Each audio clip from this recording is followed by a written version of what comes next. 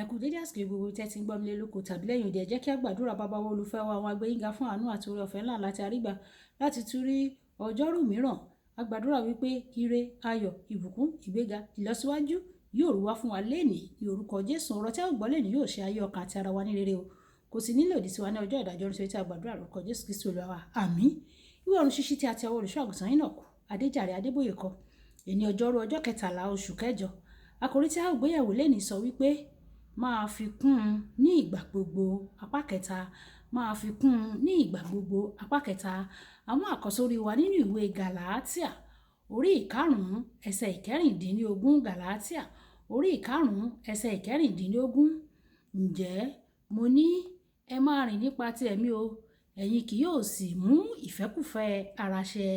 Ìgbà tí a mú bíbélì kíkà wa nínú ìwé Gàlátíà bákan náà orí ìkarùn-ún ẹsẹ̀ ìkẹtàlá títí dé ẹsẹ̀ ìkarùndínlọ́gbọ̀n. Ìwé Gàlátíà orí ìkarùn-ún ẹsẹ̀ ìkẹtàlá títí dé ìkarùndínlọ́gbọ̀n. Nítorí a ti pè yín sí òmìnira ará, kìkì pé kí ẹ má ṣe lo òmìnira yín fún ayé sípa ti ara, ṣùgbọ́n ẹ máa fi ìfẹ́ sin ọmọlàkejì yín o. Nítorí pé a kó gbogbo òfin já nínú ọ̀rọ̀ kan o, àní nínú èyí tí a pè ní ìwọ fẹ́ ọmọlàkejì rẹ gẹ́gẹ́ bí ara rẹ. Ṣùgbọ́n bí ẹ̀yin bá ń bu ara yín sàn tí ẹ̀yin sì jẹ ara yín run, ẹ kíyèsára o kí ẹ má ṣe pa ara yín run. Ǹjẹ́ mo ní ẹ máa rìn nípa ti ẹ̀mí o, ẹ̀yin kì yóò sì mú ìfẹ́kúfẹ́ ti ara ṣẹ. Nítorí tí ara kún fún ìfẹ́kúfẹ́ lòdì sí ẹ̀mí o, ẹ̀mí sì lòdì sí ara. Àwọn wọ̀nyí sì lòdì sí ara wọn kí ẹ má bàa lè ṣe ohun tí ẹ̀yin fẹ́. Ṣùgbọ́n bí a bá ti ọwọ́ ẹ̀mí ṣamọ̀nà yín, ẹ̀yin kò sí lábẹ́ òfin. Ìdí àwọn iṣẹ́ tí ara farahàn tí ń ṣe wọ̀nyí: panṣágà, àgbèrè, ìwà eríwọ̀bìà, ìbọ̀rìṣà oṣó, ìríran ìjà, ìlara, ìbínú, asọ̀, ìṣọ̀tẹ̀, àdámọ̀, àrankàn, ìpànìyàn, ìmutípara, ìréde òru àti irú wọn nì. Àti ohun tó wí fún yín tẹ́lẹ̀, gẹ́gẹ́ bí mo ti wí fún yín tẹ́lẹ̀ wípé àwọn tí ń ṣe nǹkan báwọ̀nyí o kì yóò jogún ìjọba Ọlọ́run.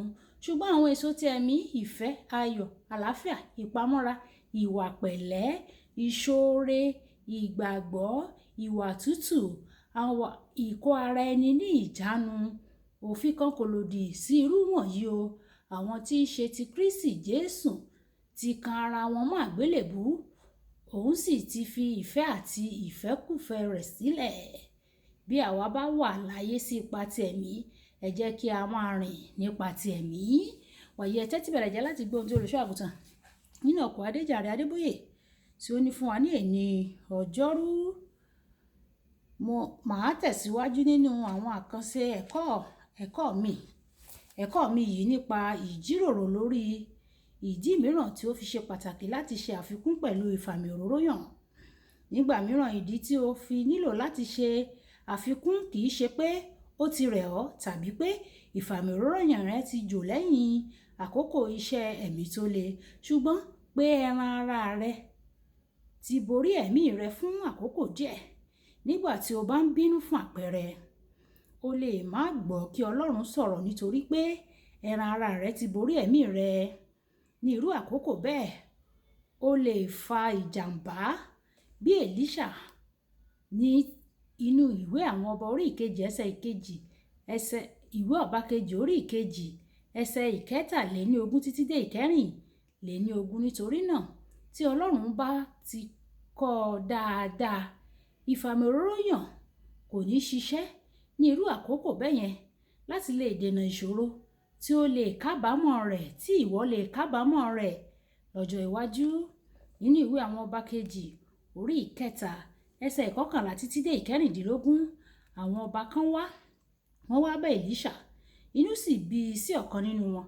Lẹ́yìn náà, nígbà tí ó nílò láti sọ àsọtẹ́lẹ̀, ó nílò láti pe akọrin aludùrù kí ó bàa lè gba ìmísí. Ènìyàn Ọlọ́run lè sọ pé báyìí ni Olúwa wí. Lẹ́ẹ̀kan sí, mo ti ṣàkíyèsí pé nígbàkúgbà tí ẹran ara bá ti borí, tí ó bá ti borí ẹ̀mí, ìwúlò yóò wà láti yára ẹni sọ́tọ̀ lọ sí agbègbè ibi ìjọsìn ní ibi agbègbè yẹn bí Ọlọ́run bá ṣe bà lé ọ yóò tún wá tú okun àti agbára rẹ ṣe. Ọ̀nà mìíràn pàtàkì tí ẹran ara máa ń gbà borí ẹ̀mí ní ọ̀pọ̀ ìgbà nínú ayé àwọn òjíṣẹ́ Ọlọ́run nípa fífọkàn tán ara ẹni jù pẹ̀lú gbogbo ìkìlọ̀ tí Jésù ṣe fún Pétérù. Pétérù gbójúlé ara rẹ̀ dípò kó gbàdúrà fún okun ẹ̀mí àti èyí tí ò bá má ṣe ṣẹlẹ̀. Ó sọ fún Jésù pé n kò lè ní irú nǹkan báyẹn ṣe, èmi kò lè ṣerú bẹ́ẹ̀ láéláé. Ó sì padà ṣẹ̀ Jésù. Ìwé Mátíù orí 26 ẹsẹ̀ 69 títí dé ẹsẹ̀ 75. Nígbà tí o bá ti ní ìmọ̀lára gbígbójúlé ara rẹ tí o sì rò pé gbogbo ohun tí o kó jọ ó wá láti ibi iṣẹ́ àṣekára rẹ àti ìgbìyànjú rẹ, ọ̀tá ti ṣètò ìkọlù fún ọ nìyẹn o. Ó ti yan ìṣubú fún ọ o. Ó pọn dandan kí o sì fà sẹ́yìn kí o sì tú ọ̀nà ara rẹ ṣe o. Nítorí ìwé Òwe orí 16 ẹsẹ̀ 18 sọ wípé ìgbéraga ní ṣáájú ìparun, agídí ní ṣáájú ìṣubú. Olùfẹ́, nígbàkúgbà tí ẹran ara tí ó bá bà lé ọ, tí ó bá ti bá ẹ̀mí rẹ wí tí ó bà lé ọ, ṣáà lọ sí ọ̀dọ̀ Ọlọ́run kí o sì béèrè fún àánú, yóò sì mú ọ padà bọ̀ sípò. Lẹ́yìn tí Jésù jíǹde, ó lọ sí ibi iṣẹ́ àárọ̀ Pétérù láti tún kún un fún agbára.